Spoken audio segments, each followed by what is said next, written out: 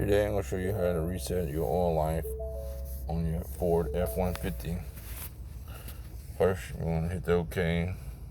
And all it's going to be worked on is on your left side of the steering wheel. You'll start off hit OK to clear out the message. Then on the keypad, you want to go to the left and right. You want to hit left.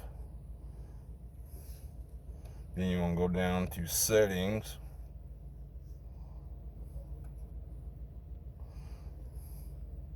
You go right. You'll go right one more time. Then you want to find vehicle in this keypad. Then you want to go right again. And there's your oil life. Then you want to go right again. After you find this screen, you would press and hold the OK. And that's all there is to it. If this video helped you out any, please just give me an OK and subscribe to my channel. Thank you. Have a great day.